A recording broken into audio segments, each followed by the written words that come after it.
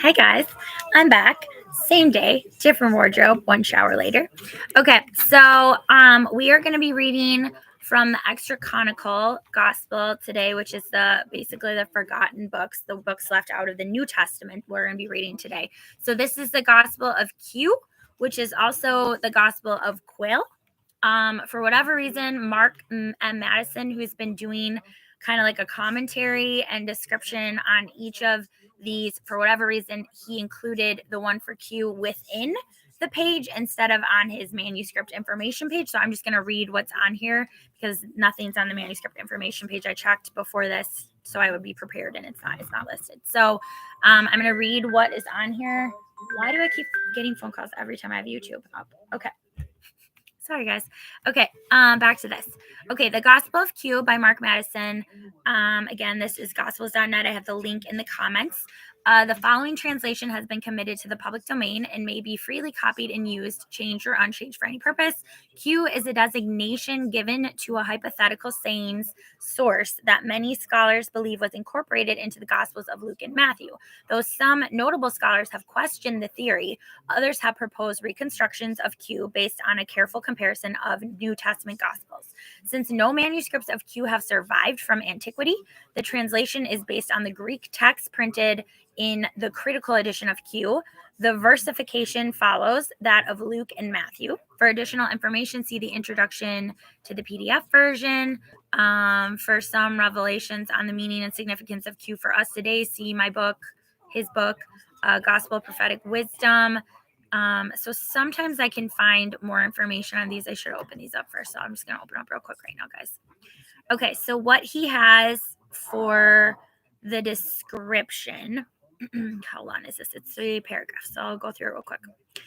Decades before our earliest preserved Gospels were first penned, the things Jesus said and did were passed down from word of mouth among his followers. However, by carefully comparing Matthew, Mark, and Luke, I don't know why we're excluding John, biblical scholars have discerned a written source even earlier than these texts. The Gospel, commonly known as Q, from the German word for source, written in Greek sometime between 50 and 70 CE. This collection of Jesus' teachings was used by the authors of Matthew and Luke following the meticulous reconstruction of Q by an international team of authors of Matthew and Luke. Of experts. This new translation highlights the wisdom of Jesus' prophetic message, the gospel behind the gospels. Okay. And the PDF version is literally just the PDF version with things I don't even know why he bothered including that, because it's literally what I'm about to read and then what we've already read. It's a little redundant. Okay, so getting into it. Okay. So I mentioned in the last one, so if you didn't watch the last one on Ezra, today is my dad's birthday. He died 5 years ago. He had pancreatic cancer. If you want more of the story, I've shared it a few different times and a few different things. I will be singing karaoke today and dedicating a lot of songs to him for his birthday. And then I traditionally would not visit his grave. I'm actually in Wisconsin, so I can visit his grave, and I was going to do that with a friend. However, I got into a car accident yesterday, and I do not have a vehicle, so everything I'm doing is walking distance. So I will not have a vehicle thanks to my lovely insurance until about Wednesday. And then I'm going to probably have to buy a new vehicle because it sounds like my car is completely totaled. I'm fine. My last accident 2 months ago, which I literally am a good driver, guys. I just, for whatever reason, this year has been literally a nightmare. I had my first actual car accident where the air bags deployed 2 months ago. Got a newer used vehicle, which is now totaled. And I just got the title for it, so it's perfect timing, I guess. So now I have to look for another vehicle, which I don't like shopping, period. And I really don't like car shopping because I like to take my time and make a good decision. And usually when insurance, the last time they gave me 5 days to find a vehicle. So the tow truck company assured me that it will most likely be totaled because the axle is all jacked up on the passenger rear side. There's glass inside my car. It was dark. I couldn't figure out where it was coming from, but basically the guy at the tow truck said, yeah, it's going to be totaled. So I'm going to be looking for a new car. Today I'm just kind of grieving and unpacking from our trip and trying to relax a little bit and not get frustrated because it was a stressful weekend for the Garden of Eden project. And yeah, so that's all I'm going to say about that. All right, so let's get into Gospel of Q, guys. Okay. QLK, chapter 3, verse 2, John, ellipse, parentheses 3, ellipse, the entire region around the Jordan, ellipse. Whatever that means. Okay, verse 7. He told the crowds, did I miss anything? No, this is just gap in text and editorial insertion. Got it. He told the crowds who went out to be baptized, you offspring of vipers. Who warned you to flee from the fury to come? So bear fruit worthy of change. Don't start to say to yourselves, we have Abraham for our ancestor, because I tell you that God is able to raise up children for Abraham from these stones. Even now, the axe lies at the root of the trees. So every tree that doesn't bear good fruit is cut down and thrown into the fire. I baptize you in water, but one who's greater than I will come, the thorn of whose sandals I'm not worthy to loosen. He'll baptize you in Holy Spirit and fire. His pitchfork is in his hand to clean out his threshing floor and to gather the wheat into his barn, but he'll burn up the chaff with a fire that can't be put out. Ellipse, Jesus ellipse, baptized, ellipse, heaven opened, 22, and ellipse, the Spirit, ellipse, on him, ellipse, Son, ellipse. So many missing things. Okay. Chapter 4, verse 1. Jesus was led by the Spirit into the desert to be tested by the devil. He didn't eat anything for 40 days. Ellipse, he was hungry. And the devil told him, if you're God's son, tell these stones to turn into bread. And Jesus replied, it's written, a person shouldn't live on bread alone. The devil led him to Jerusalem, set him on the pinnacle of the temple, and said, if you're God's son, throw yourself down, because it's written, God will put God's angels in charge of you, and on their hands they'll bear you up, so that you don't dash your foot against a stone. And in reply, Jesus told him, it's been said, don't test the Lord your God. Sick burn, devil, sick burn. Then the devil took him to a very high mountain and showed him all the empires of the world and their glory, and told him, I'll give you all these if you'll bow to me. And in reply, Jesus told him, it is written, bow to the Lord your God and serve God only. He did it again, guys. He did it again. And the devil left him. Ellipse, Nazareth, ellipse. Jesus, Nazareth, who knows? Okay, he looked up at his disciples and said, blessed are you who are poor, because yours is God's reign. Blessed are you who are hungry, because you'll be full. Blessed are you who mourn, because you'll be comforted. Blessed are you when they criticize you, persecute you, and spread lies about you because of the Son of Humanity. Rejoice and be glad, because your heavenly reward is great, for that's how they persecuted the prophets before you. Love your enemies and pray for those who persecute you. You'll become children of your Father, who makes the sun rise on those who are evil and those who are good, and sends rain on those who are just and those who are unjust. When someone slaps you on the cheek, offer the other one too. When someone sues you for your shirt, give them your coat too. When someone makes you go 1 mile, go an extra mile. Give to everyone who asks you, and when someone borrows your things, don't ask for them back. Treat people how you want them to treat you. If you love those who love you, why should you be rewarded? Don't even toll collectors do that. And if you lend to those from whom you expect repayment, why should you be rewarded? Don't even Gentiles do that? Be merciful, just like your Father. Don't judge, and you won't be judged, because you'll be judged the way that you judge, and you'll be measured the way that you measure. Can someone who can't see guide another person who can't see? Won't they both fall into a pit? A disciple isn't greater than their teacher. It's enough for the disciple to become like their teacher.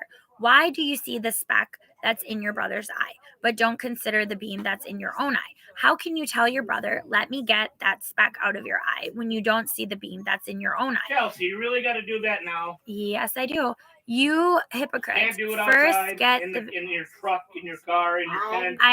No, that's blowing the wind. You can read it to herself. It's just so fucking annoying to listen to you. Sorry? And he's live on And they YouTube hate saying it. that. I know they do. They're just too kind to say it. Okay. Leaving it till 7 o'clock. First, get the beam out of your own Go in the eye, and basement then and do you'll it. see Go in the hallway clearly and to do it. get the speck out of your brother's eye. I would have to go in your bedroom to go into the basement. Here's a room right No here. good You can go tree in your bears bedroom rotten right here. fruit, nor does Shut the Grandma. Is door. it if okay? I'm in your room. Yes, Okay. So they can stick to Nor their does TV a schedule. rotten tree. Hi, everybody. This is my Uncle Mike, who's There really you go. interrupting it. Love you. Okay, tree. I love you too.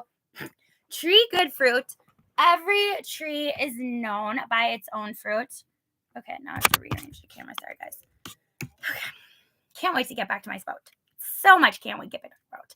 Okay, no good tree bears fruit, rotten fruit. No, nor does a rotten tree bear good fruit. Every tree is known by its own fruit. Are figs gathered from thorns or grapes from thistles? The person whose good brings good things out of their good treasure, and the person whose evil brings evil things out of evil treasure, because one's mouth speaks from the overflow of the heart. Why do you call me master, master, and don't do what I say? Everyone who hears my words and acts on them can be compared to someone building a house on bedrock. When the rain poured and the floods came and the winds blew and pounded that house, it didn't collapse because it was founded on bedrock. But everyone who hears my words and doesn't act on them is like someone who built a house on the sand. When the rain poured and the floods came and the winds blew and pounded that house, it collapsed immediately. How great was its fall? And so when it happened that he had finished saying these things, he went to Capernaum. A centurion approached and begged him and said, "My boy is sick." And Jesus told him, "I'll go heal him." And the centurion replied, "Master, I'm not worthy for you to come under my roof. Just say the word and my boy will be healed. I'm also in a chain of command with soldiers under me. I tell one, go, and they go. I tell another, come, and they come. I tell my servant, do this, and they do it." Jesus was amazed when he heard this. He told his followers, "I'm telling you the truth. I haven't found such trust even in Israel." When John heard all these things, he sent his disciples to ask him, "Are you the coming one, or should we look for someone else?" And he replied to them, "Go and tell John what you've heard and seen. Those who are blind regain their sight and have challenges of mobility walk. Have leprosy are cured, are deaf hear, are dead are raised up, are poor have good news announced to them. Blessed is the one who isn't scandalized by me." And when they had left, he started to talk to the crowds about John. "What did you go out into the desert to see? A reed shaken by the wind? Then what did you go out to see? A man wearing fancy clothes? Look, those who wear fancy clothes live in palaces. Then what did you go out to see? A prophet? Yes, I'm telling you, and much more than a prophet, because it's written about him. Look, I'm sending my messenger ahead of you, who will prepare your path for you. I'm telling you that John is greater than anyone who's been born, but whoever is least in God's reign is still greater than he, because John came to you, ellipse, the toll collectors, and ellipse, but ellipse him. To what then can I compare this generation? What's it like? It's like children sitting in the marketplaces calling to each other. We played the flute for you, but you didn't dance. We mourned, but you didn't weep. John didn't come eating or drinking, and you say he's demonized. The Son of Humanity has come eating and drinking, and you say, look, a glutton and a drunk, a friend of toll collectors and outsiders, but wisdom is vindicated by her children. And someone told him, I'll follow you wherever you go. And Jesus told him, foxes have holes and birds of the sky have nests, but the Son of Humanity has nowhere to rest his head. But someone else told him, Master, let me go and bury my father first. But he told him, follow me and let the dead bury their own dead. He told his disciples, the harvest is plentiful, but the workers are few. So ask the Lord of the harvest to send workers into the fields. Go. Look, I send you out like lambs among wolves. Don't carry a purse, bag, sandals, or staff. Don't greet anyone on the road. Whenever you enter a house, first say peace to this house. If a peaceful person is there, let your blessing rest on them. But if not, take back your blessing. Stay in the same house, eating and drinking whatever they give you, because the worker is worthy of their wages. Don't move around from house to house. If they welcome you in whatever town you enter, eat whatever is set before you. Heal those who are sick there and tell them God's reign is at hand. But if they don't welcome you in whatever town you enter, when you're leaving that town, shake the dust from your feet. I'm telling you that on that day, it'll be better for Sodom than for that town. Woe to you, Chorazin. Woe to you, Bethesda. I think it's Bethesda. If the great deeds done in your midst have been done in Tyre and Sidon, they would have changed a long time ago in sackcloth and ashes. But it will be better for Tyre and Sidon than for you in the judgment. And in you, Capernaum, you don't think you'll be exalted to heaven, do you? You'll fall down to Hades. Whoever welcomes you welcomes me, and whoever welcomes me welcomes the one who sent me. Then he said, Thank you, Father, Lord of heaven and earth, for hiding these things from the wise and learned and revealing them to children. Yes, Father, this was what you wanted. My Father has given me everything. No one knows who the Son is except the Father, or who the Father is except the Son, and the one to whom the Son wants to reveal him. Blessed are the eyes that see what you see. I'm telling you that many prophets and rulers wanted to see what you see, but didn't see it, and to hear what you hear, but didn't hear it. When you pray, say, Father, we honor your holy name. Let your reign come. Give us our daily bread today. Forgive us our debts, because we too forgive everyone who's indebted to us. Don't put us in harm's way. I'm telling you, ask and you'll receive. Look and you'll find. Knock and it'll be open to you. Because everyone who asks receives. The one who looks finds. To one who knocks, it'll be opened. Which of you would give your child a stone if they ask for bread, or would give them a snake if they ask for fish? So if you, evil as you are, know how to give good gifts to your children, how much more will the Heavenly Father give good things to those who ask? He was casting out a demon that couldn't speak. And when the demon came out, the person who couldn't speak started talking, and the crowds were amazed. But some said, he casts out demons with the power of Beelzebul, the ruler of the demons. Knowing what they were thinking, he told them, Every divided empire is devastated, and a divided house will fall. If the enemy is divided, how will its empire endure? But if Beelzebul gives me power to cast out demons, who gives your people power to cast them out? So they prove you wrong. But if I cast out demons by the finger of God, then God's reign has come to you. Whoever isn't with me is against me, and whoever doesn't gather with me scatters. When the impure spirit leaves someone, it journeys through arid places looking for rest, but doesn't find it. Then it says, I'll return to the home I left, and when it comes back, it finds it swept and organized. Then it goes out and brings 7 other spirits that are even more evil, and they move in and live there. That person ends up even worse off than before. Some demanded him to show a sign, but he said, This is an evil generation. It demands a sign, but no sign will be provided except the sign of Jonah. As Jonah became a sign to the Ninevites, so the Son of Humanity will be a sign to this generation. The Queen of the South will rise up in the judgment with this generation and will condemn it, because she came from the ends of the earth to hear Solomon's wisdom. And look, something greater than Solomon is here. The people of Nineveh will rise up in the judgment with this generation and will condemn it, because they changed in response to Jonah's announcement. And look, something greater than Jonah is here. No one lights a lamp and hides it, but puts it on a lampstand and enlightens everyone in the house. Your eye is the body's lamp. If your eye is single, your whole body is full of light. If your eye is evil, your whole body is dark. So if the light within you is dark, how dark it is. Woe to you, Pharisees! You tithe your mint, dill, and cumin, but you ignore justice, mercy, and trust. You should have done these without ignoring the others. Woe to you, Pharisees! You clean the outside of the cup and dish, but inside they're full of greed and decadence. Clean the inside of the cup, and its outside will be clean too.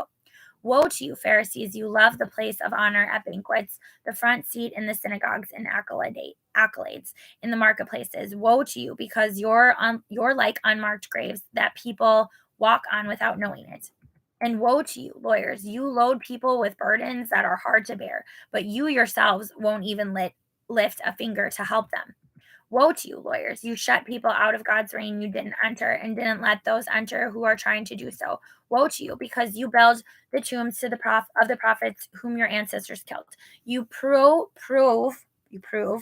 that you're the descendants of your ancestors. So wisdom said, I'll send prophets and sages. Some of them they'll kill and persecute. So this generation will be guilty of the blood of all the prophets shed from the beginning of the world, from the blood of Abel, to the blood of Zechariah, who died between the altar and the sanctuary. Yes, I'm telling you that this generation will be held responsible. Nothing is concealed that won't be revealed, nor hidden that won't be made known. Whatever I tell you in the dark, say in the light, and whatever you hear whispered in your ear, announce from the housetops. Don't be afraid of those who kill the body but can't kill the soul. Instead, fear the one who can kill both the soul and the body in Gehenna. Don't 5 sparrows cost 2 pennies? Yet not one of them will fall to the ground without your Father's permission. Even the hairs of your head are numbered. Don't be afraid, because you're more valuable than many sparrows. Everyone who publicly acknowledges me, the Son of Humanity, will acknowledge in front of the angels, but whoever publicly denies me will be denied in front of the angels. Whoever speaks out against the Son of Humanity will be forgiven, but whoever speaks out against the Holy Spirit won't be forgiven. When they bring you before the synagogues, don't worry about how or what you should say, because the Holy Spirit will teach you at that time what you should say. Don't store treasures for yourselves here on earth, where moth and rust destroy and robbers break in and steal. Instead, store treasures for yourselves in heaven, where neither moth nor rust destroy and where robbers don't break in or steal. Because where your treasure is, there your heart will be too. So I'm telling you not to worry about your life, about what you'll eat, or about your body or what you'll wear. Isn't life more than food and the body more than clothes? Think about how the ravens don't sow, reap, or gather into bars, yet God feeds them. Aren't you more valuable than the birds? Which of you can grow any taller by worrying? And why worry about clothes? Look at how the lilies grow. They don't work or spin. Yet I'm telling you that even Solomon in all his glory wasn't dressed like one of these. But if God clothes the grass of the field, which is here today and is thrown into the oven tomorrow, won't God clothe you even more? You who have little trust? So don't worry. Don't ask, what are we going to eat? What are we going to drink? What are we going to wear? The Gentiles look for all these things, but your Father knows that you need all of them. Instead, look for God's reign, and all these things will be given to you too. But know this, if the master of the house had known at what time the robber was coming, he wouldn't have let his house be broken into. You too should be ready. Now I lost my place, guys. Sorry. You too should be ready, because the Son of Humanity is coming when you don't expect it. Then who is the trustworthy and wise servant who has entrusted by their master to hand out rations to the household at the right time? Blessed is that servant whose master finds them doing so when he comes. I'm telling you the truth. He'll put them in charge of all that he owns. But if that servant says in their heart, my master is late, and starts to beat the other servants and to eat and drink with those who are addicted to alcohol, the master of that servant will come when they don't expect it, at a time that they don't know, and will rip them to shreds and throw them out with those who are untrustworthy. I came to cast fire on the earth, and how I wish it were already kindled. Do you think that I came to bring peace on earth? I didn't come to bring peace, but a sword, because I've come to pit son against father, daughter against mother, daughter-in-law against mother-in-law. He told them, when it's evening, you say, there'll be good weather because the sky is red. In the morning, there'll be wintry weather today because the sky is red and threatening. You know how to interpret the appearance of the sky. Why don't you know how to interpret the time? When you're going with your adversary, do your best to settle the case on the way there, or else your adversary may hand you over to the judge, and the judge to the officer, and the officer may throw you into prison. I'm telling you that you won't get out of there until you've paid the very last penny. Chapter 13, verse 18. What is God's reign like, and to what should I compare it? And then it goes to 19. I'm a little confused why it says that. It can be compared to a mustard seed which someone sowed in their garden. It grew and became a tree, and the birds of the sky nested in its branches. And again, to what should I compare God's reign? It can be compared to yeast, which a woman hid in 50 pounds of flour until it was all fermented. Enter through the narrow door, because many will try to enter, though only a few will succeed. When the master of the house gets up and locks the door, you'll be standing outside and knocking on it, saying, Master, open up for us. But he'll reply, I don't know you. Then you'll start saying, we ate and drank with you, and you taught in our streets. But he'll tell you, I don't know you. Get away from me, you criminals. Many will come from east and west and dine with Abraham, Isaac, and Jacob in God's reign. But you'll be thrown out into the outer darkness, where there'll be weeping and grinding of teeth. Those who are at last will be first. Those who are last will be first, and those who are first will be last. Oh, that's a Ricky Bobby. Jerusalem, who kills the prophets and stones those who are sent If you guys didn't get it, it's Talladega-Nights. See it. It's hilarious. Okay. Those who are sent to her, how often I would have gathered your children together like a hen gathers her chicks under her wings, but you wouldn't let me. Look, your house is left abandoned. I'm telling you that you won't see me until the time comes when you say, blessed is the one who comes in the name of the Lord. Chapter 14, verse 11. Whoever exalts themselves will be humbled, and whoever humbles themselves will be exalted. Someone planning a great dinner invited many guests. When dinner was ready, they sent their servant to tell the invited guests, come, because it's ready now. One excused himself because of his farm. Another excused himself because of his business. The servant went back and told their master all this. Then the master of the house became angry and told the servant, go out to the highways and urge people to come in so that my house may be filled. Whoever doesn't hate father and mother can't be my disciples. And whoever doesn't hate son and daughter can't be my disciple. Whoever doesn't carry their own cross and follow me can't be my disciple. Whoever tries to find their life will lose it, but whoever loses their life for my sake will find it. Salt is good, but if it's lost its flavor, how can you get it back? It's no good for the soil or the manure pile. It's thrown away. No one can follow two masters because they'll either hate one and love the other, or they'll be devoted to one and despise the other. You can't serve both God and mammon. Mammon? What the heck is mammon?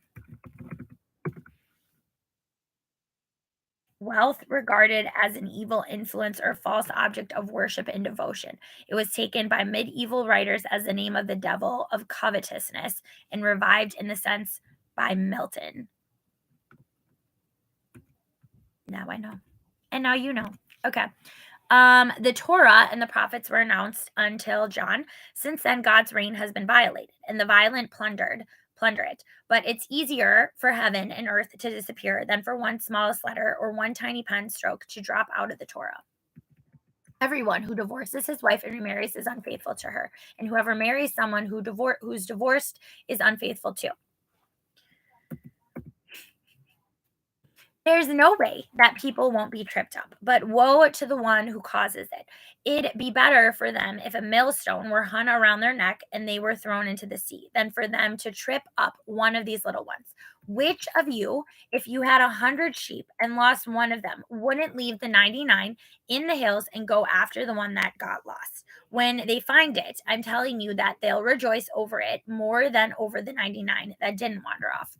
Or what woman with 10 silver coins? Oh my gosh, my legs hurt now. Readjust here. Okay, or what woman with 10 silver coins, if she loses one, wouldn't light a lamp, sweep the house, and look everywhere until she found it? When she finds it, she calls together her friends and neighbors and says, rejoice with me, because I found the coin that I lost. In the same way, I'm telling you, the angels rejoice over one wrongdoer who changes. If your brother offends you, correct him. If he changes, forgive him. Even if he offends you 7 times a day, then forgive him 7 times. If you had trust as big as a mustard seed, you could tell this small berry tree, be uprooted and be planted in the sea, and it would obey you. When he was asked when God's reign would come, he replied to them, the coming of God's reign can't be observed, nor will they say, look over here or look over there, because look, God's reign is among you. If they tell you, look, he's the desert, don't go out, or look, he's inside, don't follow, because as the lightning flashes in the east and is seen in the west, so will the Son of Humanity be in his day. Where there's a corpse, there the vultures will gather. As it was in the days of Noah, so it will be in the day of the Son of Humanity. In those days, they were eating and drinking, marrying and giving in marriage until the day that Noah entered the ark, and the flood came and swept all of them away. That's what it will be like on the day the Son of Humanity is revealed. I'm telling you, there'll be 2 men in the field. One will be taken and the other will be left. There will be 2 women grinding at the mill. One will be taken and the other will be left. A certain person went on a trip. He called 10 of his servants, gave them 10 minas, and told them, do business with this until I return. After a long time, the master of those servants returned to settle accounts with them. The first one came and said, Master, your minas has made 10 more minas. He told him, well done, good servant. Since you've been trustworthy with a little, I'll put you in charge of much. The second came and said, Master, your mina has made 5 minas. He told him, well done, good servant. Since you've been trustworthy with a little, I'll put you in charge of much.